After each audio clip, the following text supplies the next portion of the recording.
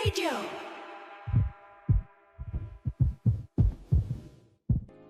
Ako po si Lexi. Buong professional life ko ay teacher ako. Nagsimula sa preschool, nag-elementary at high school at ngayon ay freshman teacher o instructor ako sa college. Hindi pa ako matatawag na professor kasi wala pa akong PhD o master's degree. Next year pa siguro yon kapag naipasa ko na ang masteral thesis ko. Masaya ako bilang teacher dahil nakikita ko ang pagbabago na naidudulot ko sa mga estudyante ko. Lalo na noong nagturo ako sa private school na preschool. Nang unti-unti kong makita na matuto na magbasa, magbilang at unti-unting magkamalay ang mga kids ay sobrang satisfying yon para sa akin. At kung paano kanila yakapin at sabihan ng I love you. Sobrang fulfilling yon. Feeling mo talaga ay mahal ka nila. Kapag Pasko, Valentine's at sa katapusan ng school year ay bumabaha ng mga regalo. Halik at yakap mula sa mga estudyante. Pati mga parents nila kapag tuwang-tuwa sa iyo ay tuwang-tuwa talaga sa iyo. Kakausapin ka at kakaibiganin ka ng sobra dahil sa tulong na naibibigay mo sa mga anak nila. Minsan nga ay may mga daddy pa na feeling ko ay nagpapakyut sa akin. Pero buti hanggang inosenteng flirting lang ang mga nangyayari. Marunong kasi akong makahalata kaya't inaangat ko kaagad sa professional na pakikitungo ang usapan. Kaya ayon, hindi na nila itinutuloy pa. Ilang taon din akong nasa preschool tapos ay nilipat ako sa elementary, ganon din papadudot. Well-loved din ako at mas enjoy din kasi mas makakausap mo na ang mga estudyante. Mas meron silang malay tungkol sa mga bagay-bagay.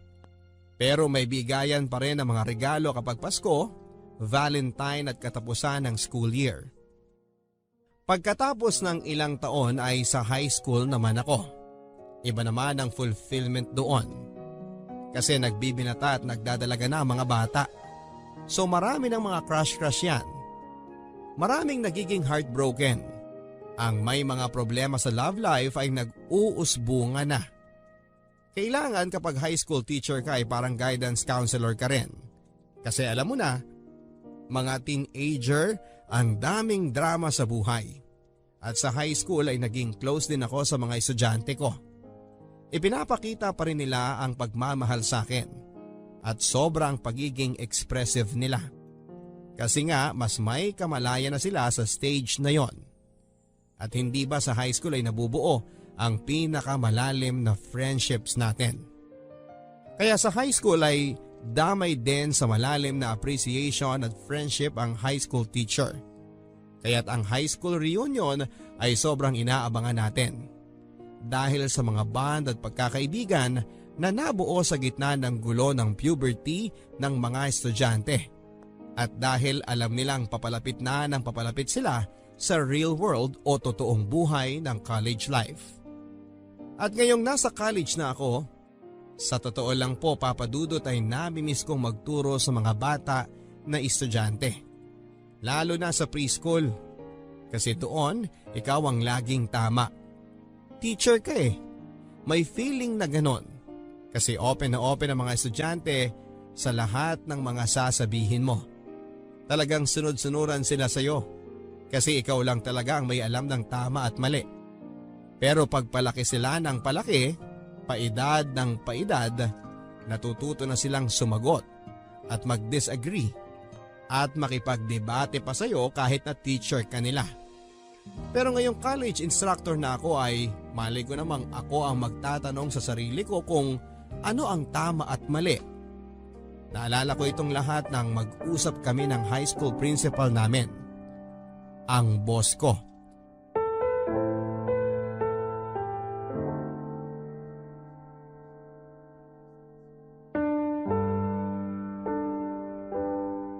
Oh, Teacher Lexi, last day mo na dito sa school. Maraming salamat sa maraming taon na pagtuturo mo sa mga bata. Naalala ko pa nung una kitang inalok para magturo dito sa school namin. Oo nga po, Teacher Feli. Maraming salamat at nag-take kayo ng chance sa akin. Bakit naman hindi? Magaling kang teacher. Naalala kita nung magkaklase tayo sa College of Education. Sabi ko sa sarili ko, balang araw kapag nakapagtayo ako ng school, kukunin talaga kita, Lexie. Bilang isa sa mga teacher doon. Kaya nga nung tinayo namin yung preschool, kinuha kagad kita eh. Salamat sa'yo at nagtiwala ka rin sa school ko. Ikaw ang nag-take ng chance. Oo nga, Teach. Ilang taon na rin yun? Parang ang tagal na. Mahigit 10 years na din, Lexie. Pero ikaw talaga ang sumugal, Teacher Feli. Pwede namang mga senior level teachers ang kinuha mo lahat. Pero fresh grad pa yung kinuha mo para mag-head ng preschool department mo. After 2 years. Ha? After 2 years? Kasi 'di ba, ikaw muna yung nag-head ng preschool department at assistant mo ko. Oo nga, no? Kasi naman, hindi ko pa alam ang mga dapat mong gawin o yung mga gagawin ko sa school. So, ako na muna ang nag-eksperimento. Pero kailangan kita nun para kapag meron akong tanong sa sarili ko, sa kung ano bang ginagawa ko o ano ba yung dapat kong gawin, ikaw ang siguradong makakatulong sa akin para ma-solve o maintindihan kung ano man yon. Oo nga, at ako naman, kinakabahan ako. Kinakabahan? Ikaw? Bakit naman, Teacher Lexie? Siyempre, pag tinatanong mo ko, alam ko na dapat makatutulong talaga yung sagot ko. Na tama ang maisasagot ko sa'yo. Kasi kung tinanong mo na ako, ibig sabihin na pag-isipan mo na yun ng matindi. At therefore, nangangailangan ka ng opinyon galing sa akin tungkol doon. Na ibig sabihin, kailangan mo ko para sa desisyon na gagawin mo para sa school. Ikaw talaga, Lexie. Oo, kilala mo na talaga ako. Siyempre, Teach. Idol kaya kita. Feeling very humbled ako na ako ang hinihingan mo ng opinyon. Hindi lang bilang assistant. Kasi feeling ko, binavalue mo yung kaalaman ko bilang educator. Kasi you've grown so much, Teacher Lexie. Along with the school. Toddlers, kindergarten, elementary, tapos high school nang tinuturuan mo. At ngayon, college na, 'di ba? So from early grades to college, biro mo, nadaanan mo lahat 'yun. Oo nga, biro mo yun, ma'am. And to think na maliban dun sa college, lahat ng teaching experience ko dito sa school mo. Oo nga, no? Sorry, ha? Sorry? Bakit sorry? Sana kung may pera ako para gawing college itong school, para maging university, di sana dito ka pa rin magtuturo. Para talagang masabayan namin ang growth mo. Nako ma'am, pag nagtayo talaga kayo ng university, tawagan niyo ako, go ako agad. Hire me na agad ang sasabihin ko sa inyo. Good luck on your career, Teacher Lexie. Sigurado akong maraming mga students ang may inspire sa'yo at mamahalin ka talaga nila. Tulad ng pagmamahal sa'yo ng mga students mo all these years dito sa school. Naku ma'am, thank you. Sana nga. I just know magugustuhan ka nila. Ang mga college professors ko kasi noon, ako ang susungit. Laging nakasimangot, mga terror. Kung hindi man terror, napaka-boring. O kung hindi naman boring, walang dating. Di ba naalala mo pa sila? Nako, parang totoo nga yan. Sana wag ako maging ganun. Nako, sigurado ako. All your years teaching sa early grades will positively impact your teaching style ngayong college. Nako, I'm sure your students will just love you. Nako, thank you, ma'am. Trust me, Lexie. They will love you. Si Ma'am Feli, noong last day ko as high school teacher. Papadudot, alam ko rin namang magugustuhan kong magturo sa college level kasi feeling ko ay nag-graduate na rin ako sa high school. Kahit ako yung teacher ay feeling ko ay nagtapos din ako ng pag-aaral. Nang ganong parte ng aking teacher career at ngayon ay ready na para sa mga challenging na trabaho. Kapag sinabi ko namang mas challenging, ang ibig sabihin din noon ay mas rewarding financially. At magandang balita yon para sa akin at sa asawa ko na si Nesty. Alam mo Papa Dudut, medyo hirap kasi yung buhay namin. This past few years na nagtuturo ako sa early grades, sa preschool, elementary at high school. Kasi hindi naman gaanong kalakihan ang sweldo ko. At yung asawa ko, si Nesty, hindi rin gaanong kalakihan ang sweldo. Minsan nga ay ilang buwan siyang walang sweldo. Kasi freelancer siya, Papa Dudut. Graphic designer. Dati nagtatrabaho siya sa opisina, kaya lang ay mainitin ang ulo. Kaya tuloy ay ayaw niyang mamasukan. Halos magsasampung taon na kaming kasal ni Nesty. Okay naman kami, Papa Dudut. Although wala pa kaming anak kasi nga financially ay kinakabahan pa ako. Sinusuportahan din kasi namin ang ilang mga kamag-anak. Parents niya na may edad na, parents ko rin at ilang kapatid ko. Hindi ko na masyadong idedetalye yon, Papa Dudut. Masalimuot kasi. Although maayos naman ang mga buhay ng mga pamilya namin, maayos meaning ay wala namang gulo, ako lang sa aming magkakapatid ang nakapagtapos ng college. Kaya kahit na teacher ako at maliit ang sweldo, bahagi pa rin noon ay napupunta sa pag-aabot sa mga gastusin ng mga magulang ko. At minsan ay napapautang sa mga kapatid. 3 lang naman kaming magkakapatid. May isa akong ate at isang kuya. Bunso ako. Pero may mga anak na sila at madalas ay kinakapos. So kanino pa ba sila unang hihingi ng tulong? Kundi sa kapatid nila na nakapagtapos at nagtuloy-tuloy ang trabaho, hindi ba? Eh di, ako na yon. Si Nesty naman na asawa ko ay medyo umaasa rin sa akin. Lagi niyang sinasabi na balang araw daw kapag mayaman na siya, hindi na raw siya masyadong aasa sa akin. Ang sabi niya kasi lalo na ngayon na nasa bahay na lang siya nagtatrabaho madalas, sa computer, minsan lang nakikipag-meeting sa kliyente para sa project, mababa lang naman ang gastos o expenses niya. Pero dahil doon, Papa Dudut, medyo nawawalan na rin ako ng respeto sa kanya. Kasi alam na nga niyang sumusuporta ako sa pamilya ko, tapos parang hindi siya nag-extra effort para kumita. Siya pa nga ang nagsabi sa akin na magturo na ako sa college para mas malaki ang sweldo. Hindi ba medyo nakakabanas din yon? Parang may motibo siya na kumuha ako ng trabaho na mas mataas ang sweldo. Kasi kapag mataas ang sweldo ko, ang ibig sabihin ay absuelto siya sa mga responsibilidad na makahanap din ng mataas na sweldo para pambuno sa mga gastusin naming mag-asawa. So talagang hindi pa kami pwedeng magkaanak, Papa Dudut. Kasi sapat na sapat at minsan ay kinukulang din ang kinikita naming dalawa para sa aming dalawa lang. Kaya madalas nga, napapaaway na rin kami tungkol sa pera. Normal lang naman yon siguro. Pero sa tagal ng panahon ay naaapektuhan na rin ako, Papa Dudut. Kasi yung dating nadadaan namin sa biro, ngayon ay nagiging seryoso na. At nagiging away na. Kumusta na sked mo sa university? Ilang units daw ang ituturo mo? Ilang klaseng hawak mo? Hindi naman talaga klase ang hawak ko. Course. College na to, Nesty. Alam ko naman yun eh. Siyempre alam ko ang kaiba ng college at high school. Nakapag-college din naman ako. Pero? O anong pero? Nakapag-college, pero? Pero ano?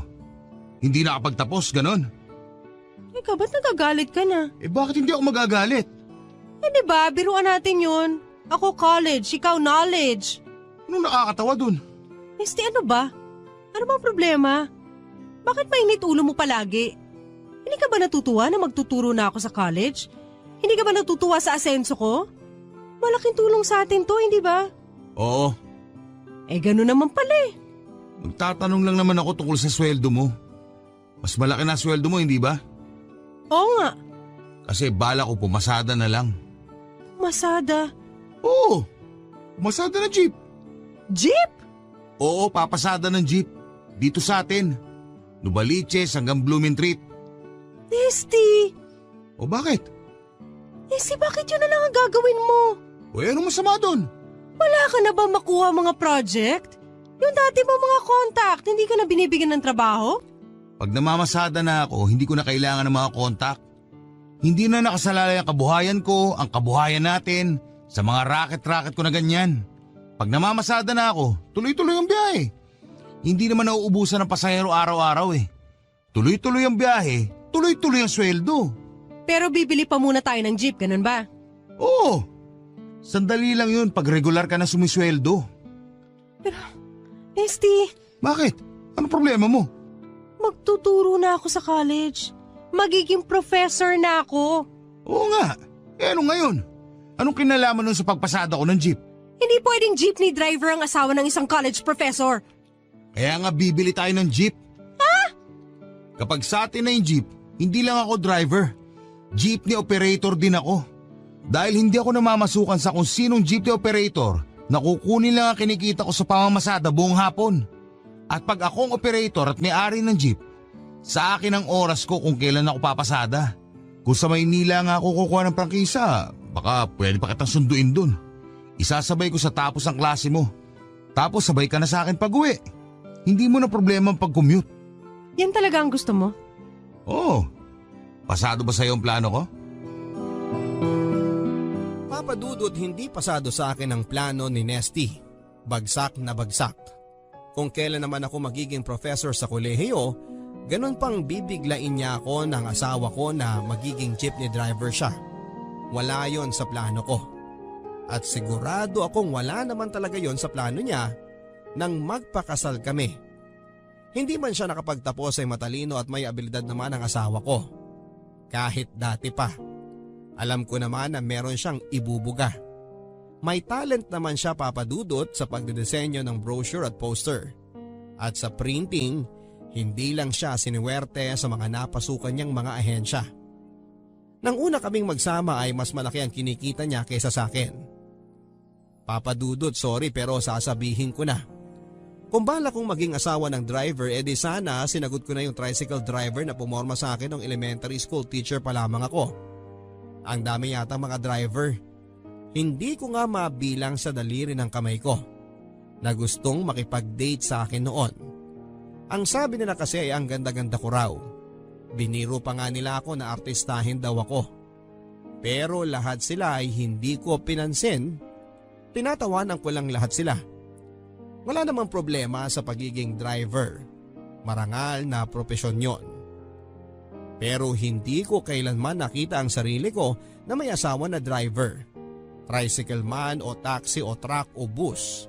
At lalong hindi ko kayang tanggapin na magiging asawa ako ng jeepney driver.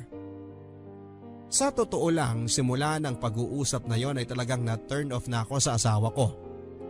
Parang biglang nawala ng drive, ng ambisyon.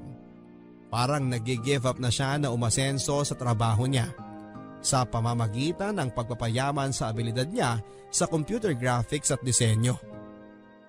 Ngayon, kung na-inlove ako sa kanya noong una pa lamang at driver na siya dati pa, edi pwede pa yung ganon. Magiging kami kahit na ayaw ko sa driver. Kung na-inlove ako sa kanya nung mulat na mulat ang mata ko.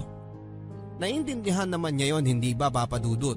Kung simula pa lang ay driver na siya at na-inlove na ako sa kanya, edi okay lang. Pero ngayon, pagkatapos ng ilang taon ay bigla na lang siyang magiging driver kung kailan malapit na akong maging professor. Ayoko naman ng ganon. Hindi yon kasama sa plano ko, Papa Dudut. Simula pa lang sa first day of classes ay masaya na ako, Papa Dudut. Bibo ang mga estudyante. Masyado nga yatang bibo. Ang dami nilang tanong.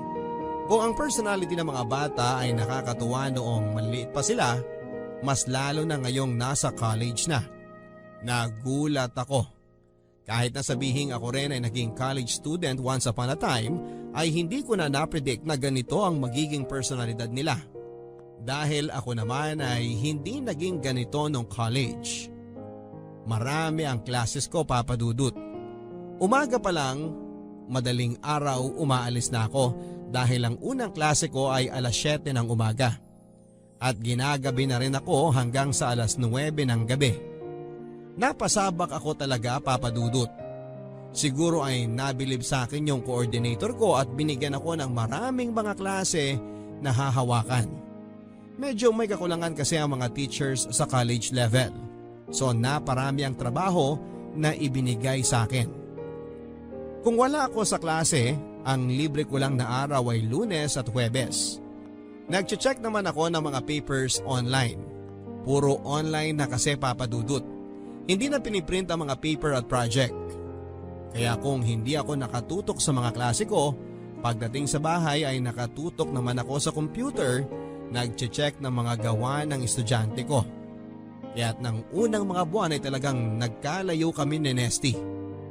Almusal na lang ang naihahanda ko sa kanya. Ang tanghalian at hapunan niya ay hindi ko na alam kung paano ang ginagawa niya. Nag-iiwan naman ako ng pera pero konti lang yon. Marami namang mga karinderya sa paligid namin so malamang ay doon na siya kumakain. Ako naman ay kumakain na ako malapit sa school bago umuwi kasama ang mga co-teachers ko na mga baguhan din halos lahat. At minsan ay sinasabayan ako ng mga estudyante ko. Wala na akong magawa tungkol doon, Papa Dudut. Pag tinatabihan nila ako sa cafeteria ng school ay tinatiming nila na nakapagsimula na ako. So hindi na ako makakatanggi o makakalipat ng upuan.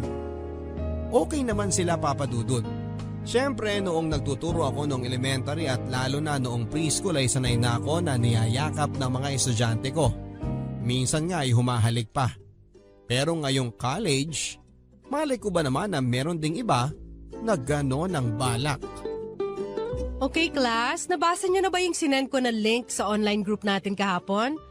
Doon ang basihan ninyo para sa paper na kailangan ninyong ipasa 2 weeks from now. Ma'am Lexi, 2 weeks lang? O bakit anong problema doon? 2 linggo ang binibigay ko na allowance sa inyo. 14 na araw ang meron kayo para isulat yung paper. Enough na yun ah. Ma'am, baka kulang po yun. Bakit naman kulang yun? Ma'am, syempre pagbubutihan namin yung pagsusulat nun. May research. Maraming research. Alam ko naman yon na maraming research. Kaya nga ginrupo ko kayo, 'di ba? Kasi kapag group work, mas marami kayo magre-research at tulong-tulong kayo sa pagsusulat. Ma'am, ibig sabihin nun, magmi-meet pa kami pagkatapos ng klase. Magmi-meet kami madalas. Maraming mga meeting para pag-usapan yung mga research namin at kung paano namin isusulat. Tsaka kung sino yung magsusulat at kung ano yung gagawin ng iba. Ganon talaga ang group work. So kailangan gamitin ninyo ang oras ninyo ng maayos, efficiently. Hindi pwedeng puro chismisan at chikahan lang ang mangyayari pag group meeting. Para maipasa ninyo ang papers ninyo on time. Ma'am, paano na yung mga love life namin? Ha? Ano? Paano na yung oras namin para mag-date? Na makipagkilala sa ibang tao? Yung social life namin, ma'am. Importante rin yun, alam nyo na. Hindi. I disagree. Sa buhay ng estudyante, ang pag-aaral ang importante. Yun dapat ang focus ninyo. Hindi ang love life. O sige ma'am. Tama kayo. Tama ako? Bakit nga naman makikipagkilala pa kami at maghahabol ng love life? Kung nasa loob ng klase dapat ang focus namin. Hindi sa love life, tama? Oo, tama. Buti alam mo. Kaya buti na lang dito sa classroom makakahanap na kami ng love life.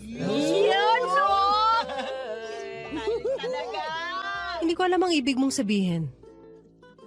Malinaw kasi sa akin na dito pa lang sa loob ng classroom, nakita ko na ang taong mamahalin ko at magmamahal sa akin. Loko ka rin ano? Kung ganun ang kailangan kong maging, para pansinin ako ng gusto ko Di ako na ang pinakalokong lalaki sa mundo. Sige, bahala ka. Sabi mo Ano nga ang pangalan mo? Ian. At ikaw naman si Lexi? Excuse me? Ma'am Lexi ang tawag mo sa akin. Okay. Ma'am Lexi. Okay. Tama na nga to. Anything else? May mga tanong pa kayo? Ako, may tanong pa ako. Yes, Ian. Ano kaya ang tanong mo? Ngayong magkakilala na tayo, pwedeng humingi ng hug?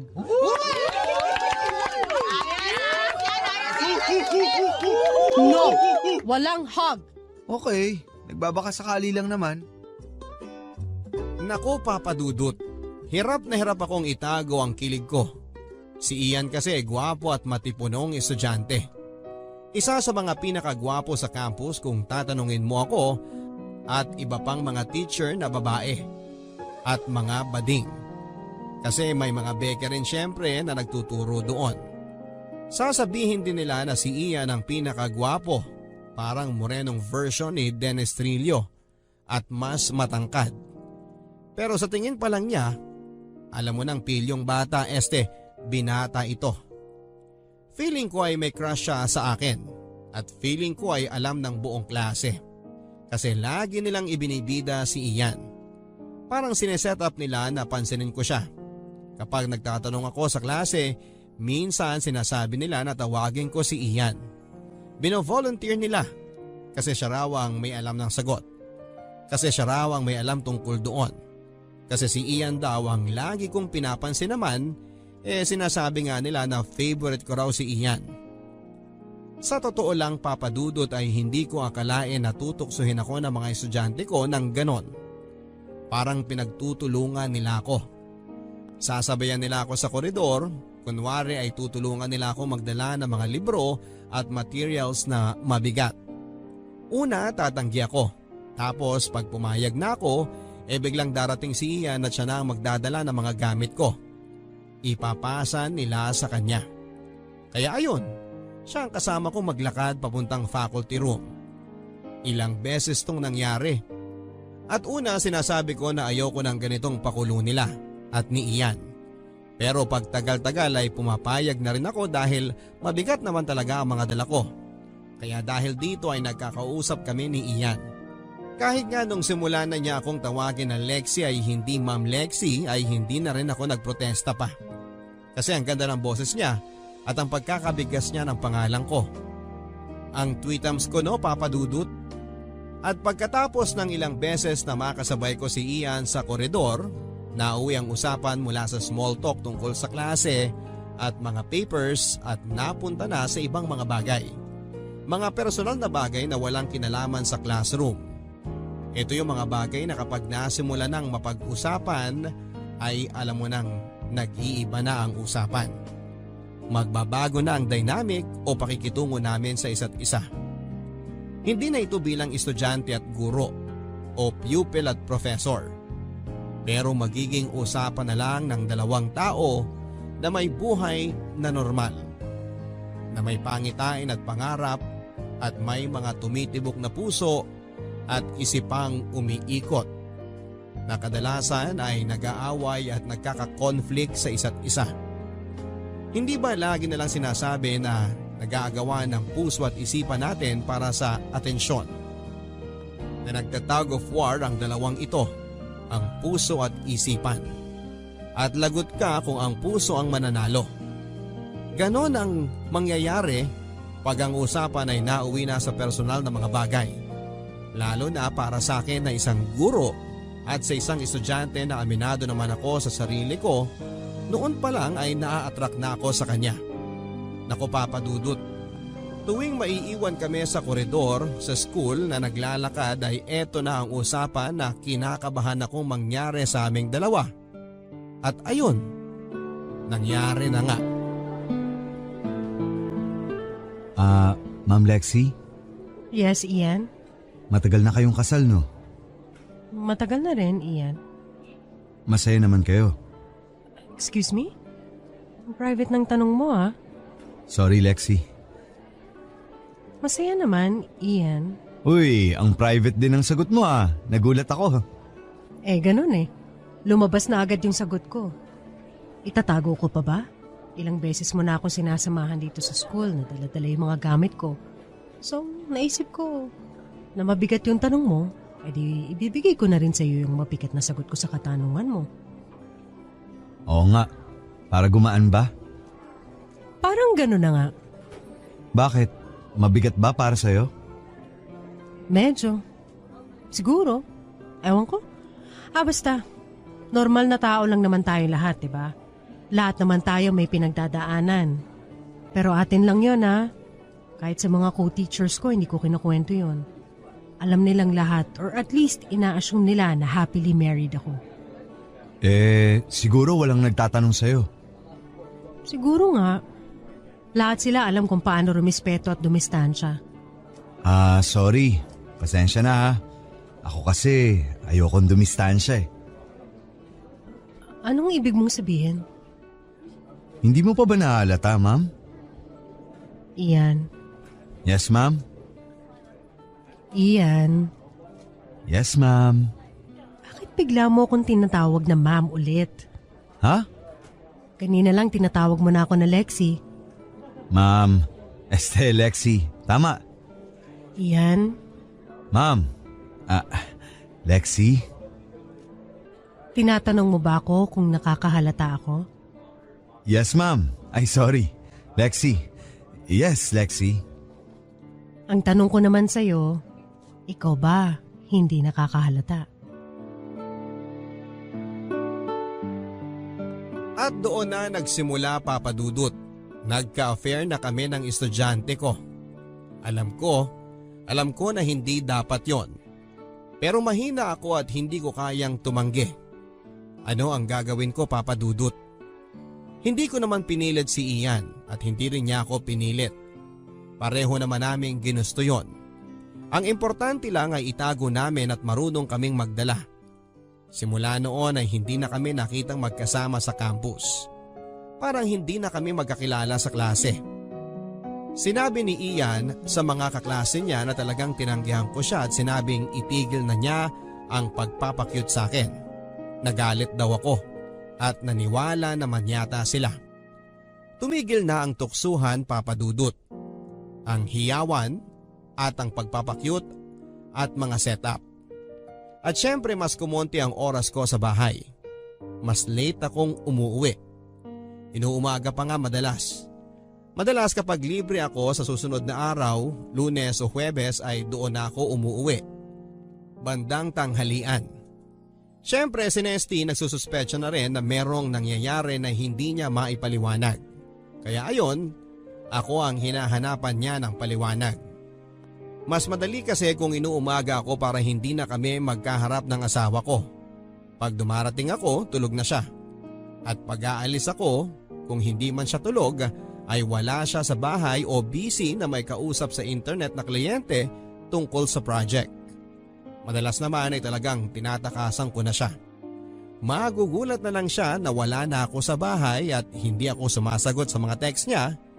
Hindi naman niya ako matawagan sa cellphone kasi laging walang load yon. Ako ang naglo-load sa kanya. Ang pamilya ko ay napapabayaan ko na rin. Hindi ko na sila binibisita. Sinasabi ko kay Nesty na bumibisita ako sa kanila pero ang kasama ko lang ay si Ian. Nagpapadala lang ako ng pera sa pamilya ko pero nagtitext ako lagi na hindi ako makakadaan. Ano bang nangyayari sa akin, Papa Dudut? Ilang buwang nagpatuloy ito hanggang sa dumating na lang sa school si Nesty na hinahanap ako. At nang mahanap niya ako, nagkagulo na. Hindi ko naman nakalain na magkakaganito, Papa Dudut. Relihiyoso naman akong babae. Nagsisimba ako palagi, pero noon lang. Pero Papa Dudut, kahit dati pa ay gusto kong laging tama ang gagawin. Kaya nga ako naging teacher eh. Kasi importante sa akin na tama ang gawin ko. Hindi ko dapat pinipili ang mali. Pero bakit sa ganitong pagkakataon ay parang ang mali pa ang pinili ko? Alam ko na mali or alam ko na merong aspeto ng ginagawa ko ngayon ang mali dahil hindi ko binibigyan ng pansin ang pamilya ko. Ang upbringing ko bilang tao na masunurin, na marunong rumispeto sa mga natutunan ko noon sa eskwela, sa mga magulang ko, sa simbahan. Gaya ng sabi ko ay relihiyoso ako noon, Papa Dudut. Bagamat hindi na ako masyadong nakapagsisimba tulad ng dati. Sa tingin ko naman ay alam ko pa rin kung ano ang tama at mali. Ang problema nga lang ngayon kahit na alam kong mali ay hindi ko pa rin mapigilan ang sarili ko. Somehow, nakukumbinsi ko na mas tama kung gagawin ko ang mga bagay-bagay na masasabi kong karamihan na mali. Hindi ko rin alam kung bakit binubura ng mga aksyon ko ang boundary sa pagitan ng guro at estudyante. Naunang tungtong ko pa lamang sa pagtuturo sa college ay natitempt na kaagad ako ng ganito. Sadya bang napaka-vulnerable ko ngayon dahil sa pag-alat ng samahan namin ng asawa ko. Ang pangako ko nang magpapakasal kami ni Nesty, bakit tila tinalikuran ko na? Tila lahat ng yon ay tinalikuran ko. Bakit ganon, Papa Dudut? Sa totoo lang ay ang daming mga tanong na nagpapagulo sa isipan ko. Kaya't mas madali na huwag ko na lang pabayaan itong gumulo pa lalo sa isipan ko. Hanggat walang ibang bagay na magdudulot ng kaguluhan, pinapabayaan ko na lang na mangyari ang nangyari. At nangyari na nga ang relasyon namin ni Ian. Ilang araw, linggo at buwan ang lumipas. Kinaya naming itago sa ibang tao ang relasyon namin. Walang kamuwang-muwang ang mga co-teachers ko, ang mga estudyante rin or at least parang walang nakahalata. Ilang buwan, Papa Dudut. Walang kaguluhan. Hanggang sa isang araw nang biglang dumating ang asawa ko sa school. Nang magkita kami ni Nesty sa school ay hindi ko na alam kung paano ko itatago. Nandun ang mga kasama kong co-teachers. Nang sabihin kong sa ibang lugar kami mag-usap, ayaw naman niya. Ni ayaw niyang lumabas ng faculty room para man lang makalayo sa mga mata at tenga ng mga kasama ko sa faculty. Yung ilang mga teachers namin ay umalis, pero yung ilan siguro ay nakaamoy ng juicy na chismis. Hindi sila umalis. Kaya pakapalan na lang ng mukha, Papa Dudut. Kailangan kong harapin ang asawa ko. Lexi, ano ba nangyayari sa'yo? Nesty, wala nangyayari sa akin. Halos hindi ka na umuwi.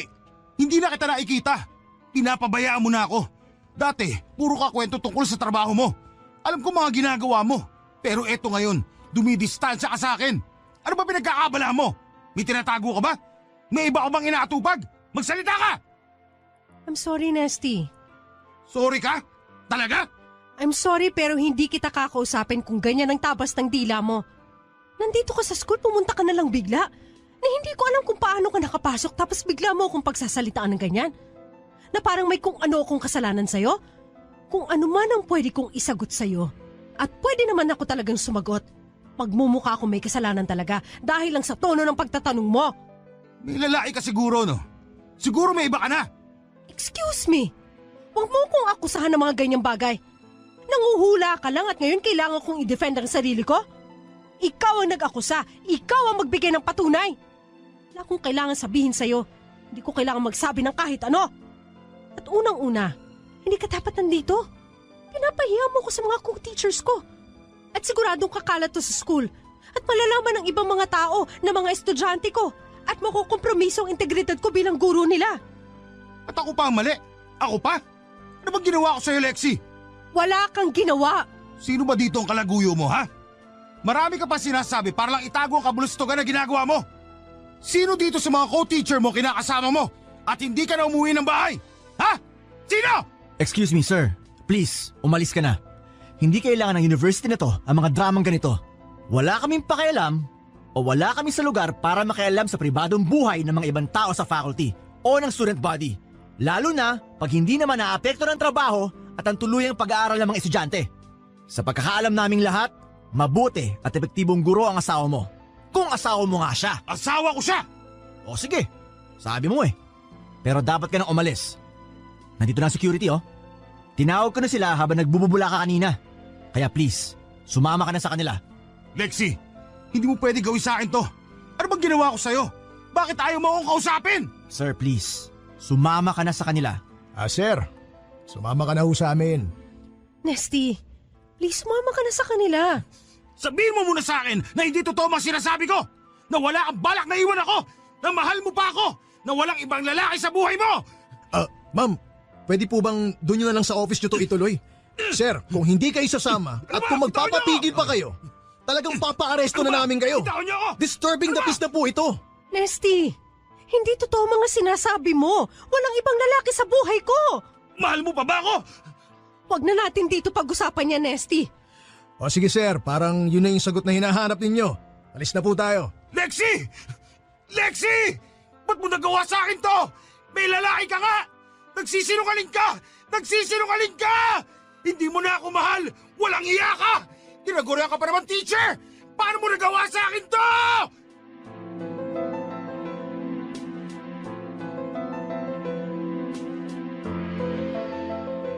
Pinaalis nila sa school si Nesty, Papa Dudut. Yung mga malalaking security guard sa gate, babae at lalaki sila, dumating para i-escort si Nesty palabas. Siyempre nagwala siya at nagsisigaw. Pero I guess, iba na ang mundo ngayon. Dahil tulad ng mga iskandalosong news sa panahon na to, madali siyang makalimutan. May bulong-bulungan pagkatapos tungkol doon sa asawa ng isang professor na nagwala at inescort palabas ng mga security guard. Pero tulad nga ng sabi ko ay madaling nakalimutan ang pangyayari. Nagkaroon ng konting tanungan sa faculty room pagkatapos noon. Tinanong lang nila kung okay lang ba raw ang buhay asawa ko. Sinabi ko lang na talagang nagkakalabuan na kami ni Nesty. Na umaasa siya sa akin para kumita at itaguyod ang pamilya namin. Na gusto lang niyang maging jeepney driver. Na ang inaabangan lang naman niya ay ang mas mataas ko ng sweldo dahil sa college na ako nagtuturo. Ang sinabi ko sa mga co-teachers ko na yon lang naman talaga ang mahalaga kay Nesty at hindi ako. Hindi ako na asawa niya. Hindi ako na partner niya na umangat ang estado sa buhay at karir bilang guro. Sinabi ko sa kanila na wala namang pakialam si Nesty sa ibang tao bukod sa sarili niyang interes. Sa sarili niyang mga hangarin. At sabi ko, yun din ang dahilan kung bakit wala pa kaming anak. Dahil hindi ko kayang magkaroon ng anak kung alam kong si Nesty ang magiging tatay. Walang ambisyon. Umaasa lang sa asawa.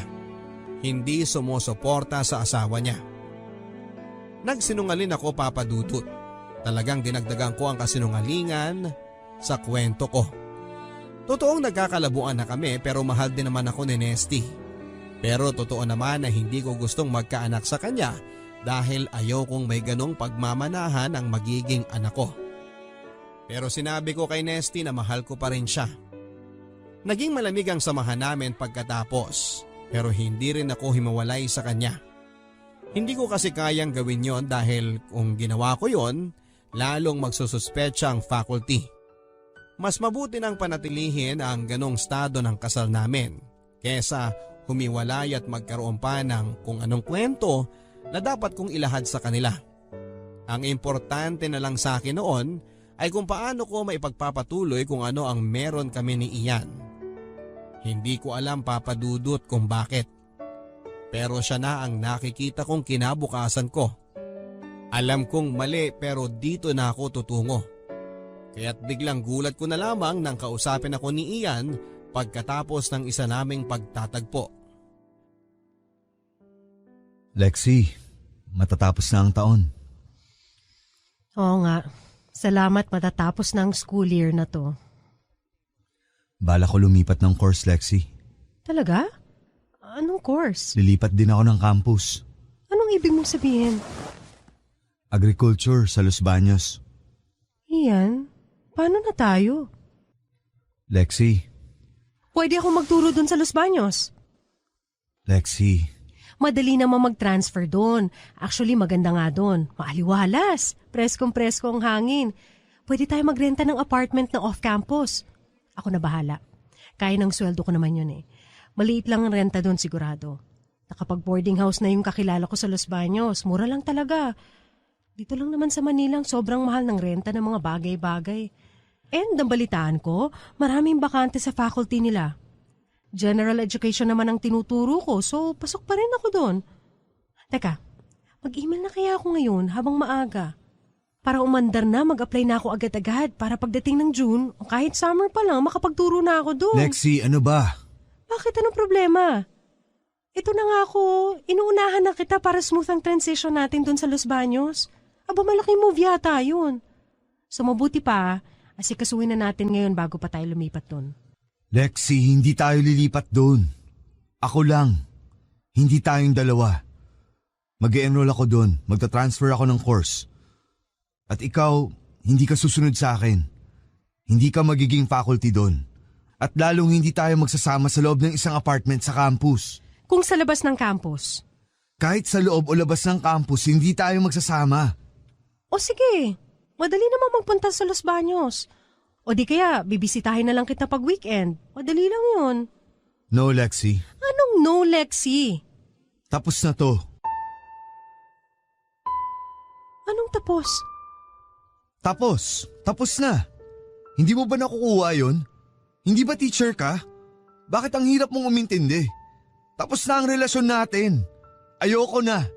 At kung alam mo ang makakabuti sa'yo, dapat ayaw mo na rin. Iyan. Bakit ka nagsasalita ng ganyan? Dahil ayoko na. Malinaw. May iba pa bang rason na kailangan para itigil tong relasyon na to? Bukod sa ayaw ko na? Paano nararamdaman ko? Sa tingin mo ba ayaw ko na? Paano mo itutuloy? Ayaw ko na nga. Ayaw ko na sa relasyon na to. Iyan, bakit mo bigla akong tinatrato ng ganito?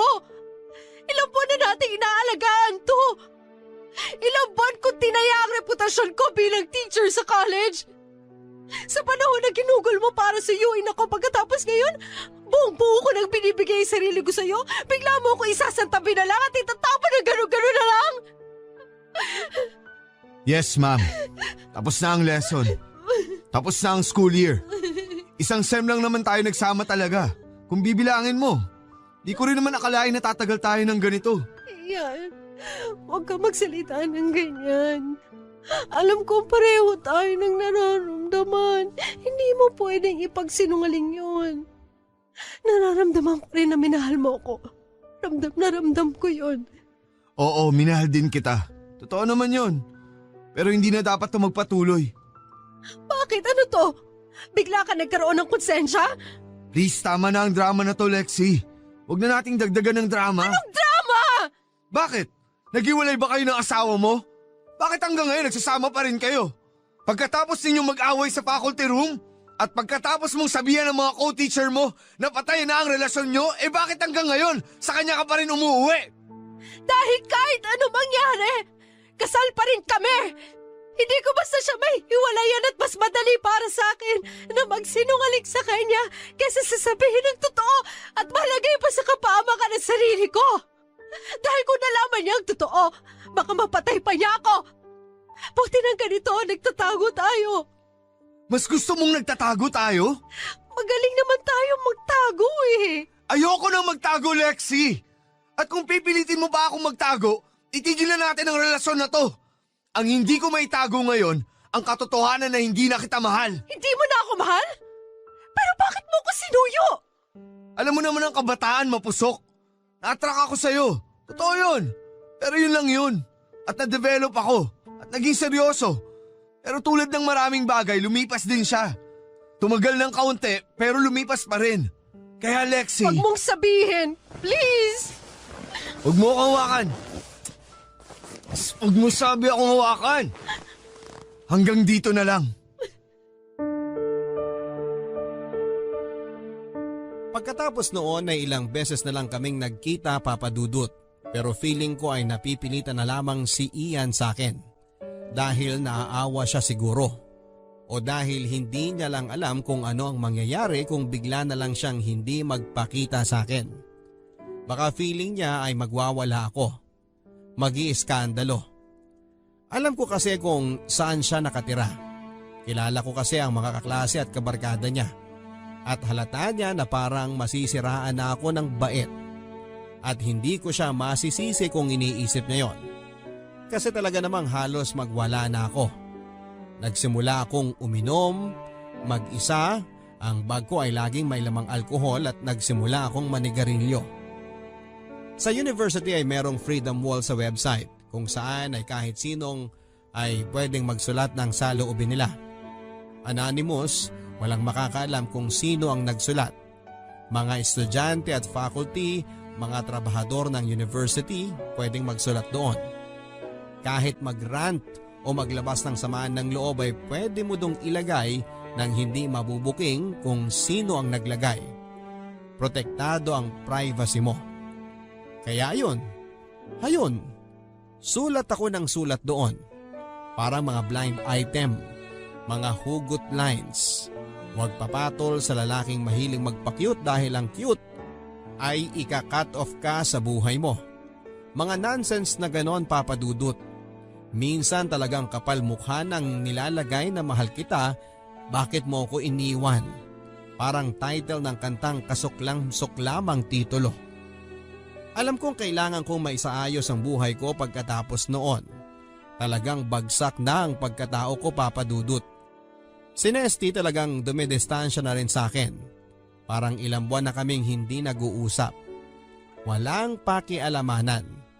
Kahit sa tinitirhan namin, Papa Dudut, doon sa apartment, para kaming dalawang magka-boarding house na hindi nagkikibuan. Kanya-kanyang bili ng pagkain, kanya-kanyang laba at kanya-kanyang sariling mundo na napakaliit. Kaya't malaking ginhawa nang biglang makakuha ng trabaho si Nesty sa labas ng Maynila. Sa Mindanao pa nga, Papa Dudut. May dati siyang kaklase na biglang kumuha sa kanya bilang company driver. Marunong naman siyang magmaneho kaya't kinuha na niya. Malaki-laki ang sweldo pero kailangang doon na siya manirahan sa matagal na panahon. Ang sabi niya sa akin, pinapili daw siya kung gusto niyang doon na manirahan at pumayag naman siya. Ilang linggo na kaming hindi nagkikita ni Ian at ilang araw na lang ay aalis na si Nesty. Hindi naman matagal na panahon ang lumipas bago siya makapagsimula ng trabaho niya sa Mindanao. Hindi naman sa ibang bansa kasi, Papa Dudut. Hindi kailangan ng kung ano-ano mga papeles at passport o visa o kung anuman. Mga health clearance lang at NBI clearance ay makapagsisimula na siya. Nag-usap kami ni Nesty bago siya umalis. Sa totoo lang, Papa Dudut, ay minahal ko rin naman si Nesty. Siguro kung nagkaanak kami kaagad, baka may pagkakataong pang nagbago siya ng pananaw at pagtrato sa akin. Pero hindi nangyari yon, kaya hanggang kathang isip na lamang kung ano ang posibleng nangyari sa aming dalawa kung nagkaanak nga kami. Pero masaya ako na aalis siya. Hindi dahil sa wala nang patutunguhan ng relasyon namin, Papa Dudut. Masaya ako dahil kahit papaano, magkakaroon na siya finally ng pagkakataon si Nesty para mapatunayan ang sarili niya. Mukha kasing importante ang magiging trabaho niya dahil pinadalhan pa siya ng pera para makabili ng mga damit na maayos na gagamitin niya sa trabaho niya. Ramdam ko rin na may kalungkutan siya dahil aalis siya. At hindi na namin naayos ang samahan namin.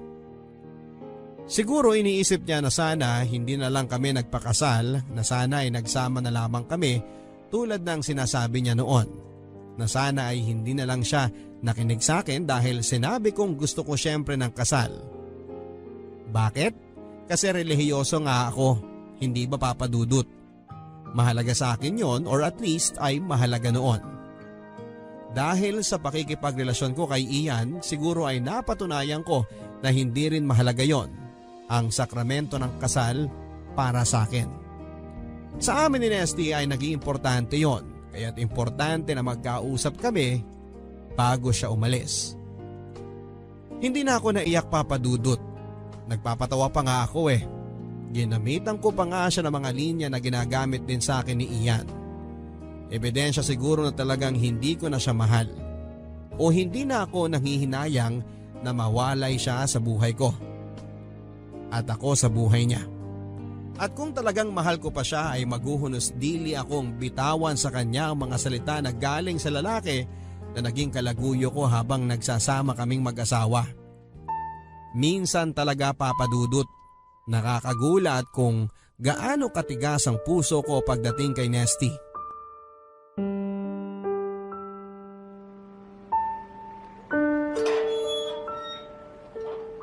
May tao bang babati sa'yo sa airport?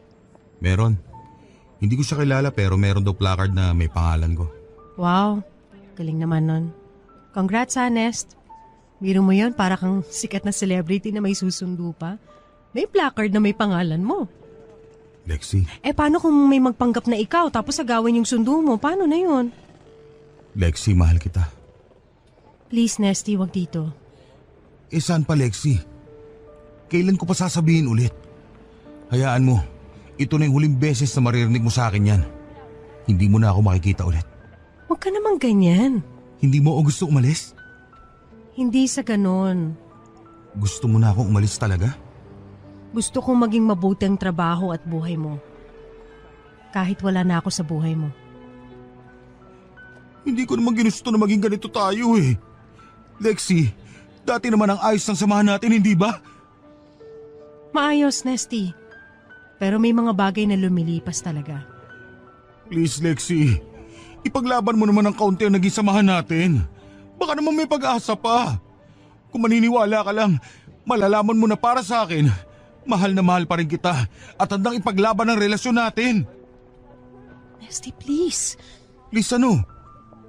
Please, tama ng drama na to, Nesty. Huwag na nating dagdagan ng drama. Huwag na. Linya ni Ian yon, Papa Dudut.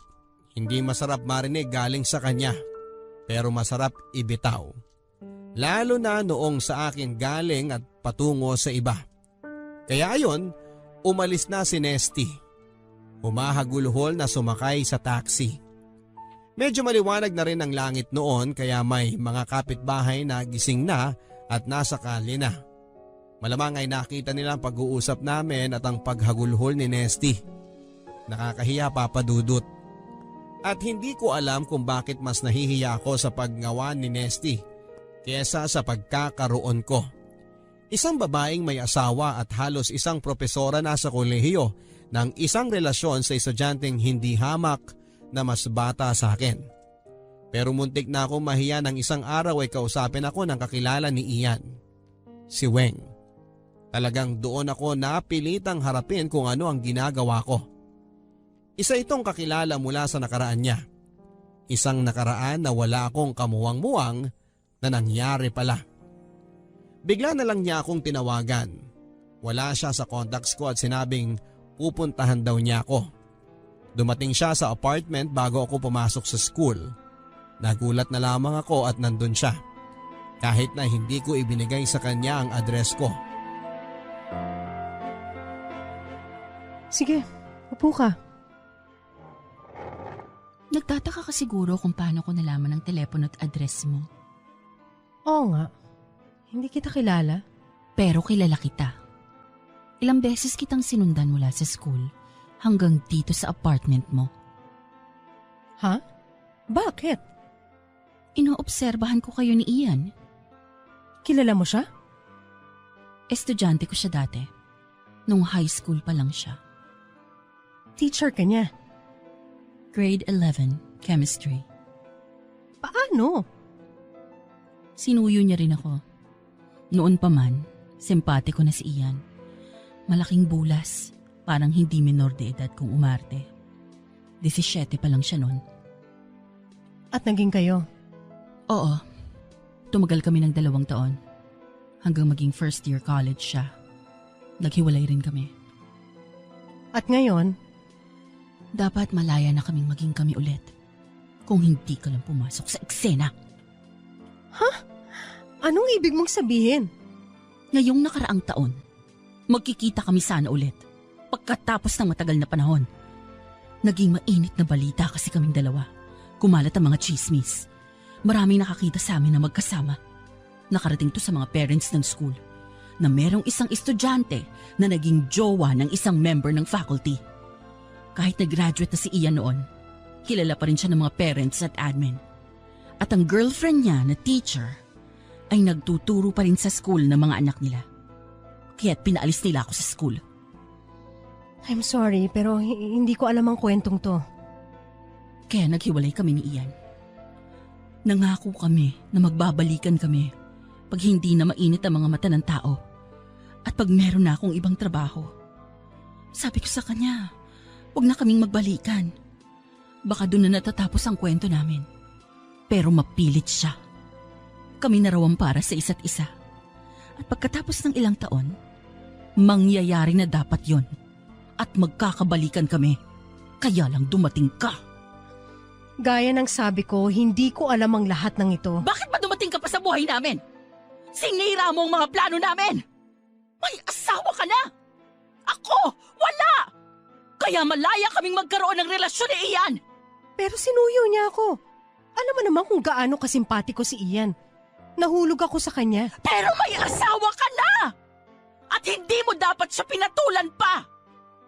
Nang makilala ka ni Ian, hindi niya na sinasagot ang mga tawag o email ko, ang mga messages ko, kung ano-anong palusot ang ginagawa niya para hindi kami magkita. Sinira mo ang buhay ko nang dumating ka sa buhay niya! Hindi ko alam. I'm sorry. Halos 1 taon mo akong pinahirapan! At ngayon, finally, hihiwalayan ka na niya at nakuha mo pang ipaglaban ang relasyon ninyo?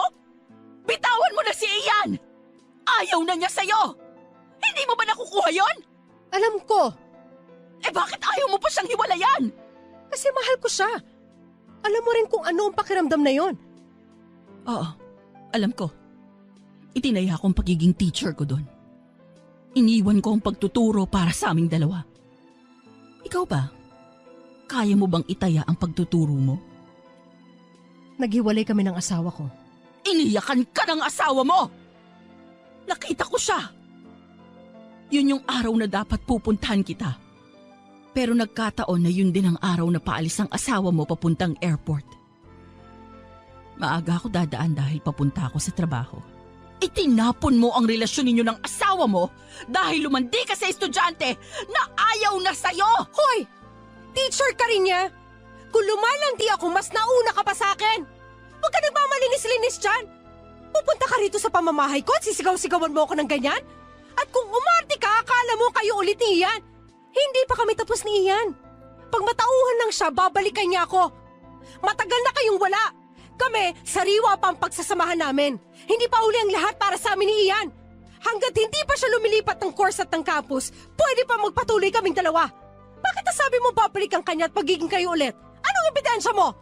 Si Ian ang nagbigay sa akin ng number mo. Bakit mo hiningi ang number ko? Siya ang nagbigay sa akin. Nang sabihin ko sa kanya na alam kong nangyayari sa inyo. Kinuwento niya na ang lahat. Na gusto na niyang kumawala sa'yo. Natuwa pa nga siya nang sabihin kong sinusundan ko kayo. Akala ko magagalit siya. Ako naman, handa nang magalit sa kanya at sabihin lahat ng sama ng loob ko. Pero sinabi niya na mas gusto niyang maging kami ulit kaysa magpatuloy ang relasyon ninyo. Sinabi niya lahat yun? Oo. Ano pang sinabi niya? Malaking pagkakamali raw ang pagsuyo niya sa'yo. Pinagsisisihan niya ang lahat ng nangyari sa inyong dalawa. Kung kakausapin raw kita, yun lang ang paraan para mapamukha sa'yo na talagang wala na kayong dalawa. At tigilan mo na raw siya, Lexie. At doon na durog ang puso ko, Papa Dudut. Isa pala akong pagkakamali.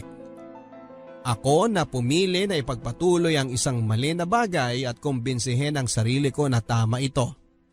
At tama ako. Ako pala ang mali. Ako ang kumatawan sa pagkakamali ng ibang tao. Tao na minahal ko at minahal pa rin at handang mahalin pa. Kahit na sinabi na niyang ayaw na niya sa akin, na pinagsisisihan niya ang lahat ng nangyari sa amin. Paano ako magpapatuloy, Papa Dudut? Yun ang gusto kong malaman. Nawala na sa akin ang asawa ko. Itinulak ko na siyang palayo. Kahit na minamahal pa niya ako. Initsapwera ko siya sa buhay ko.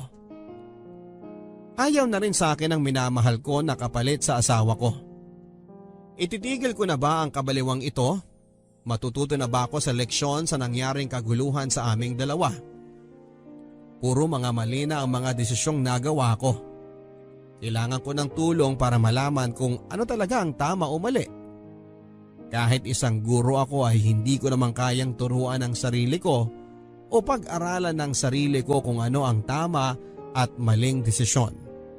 Kailangan ko po ng payo mo at ng mga tagapakinig mo. Gusto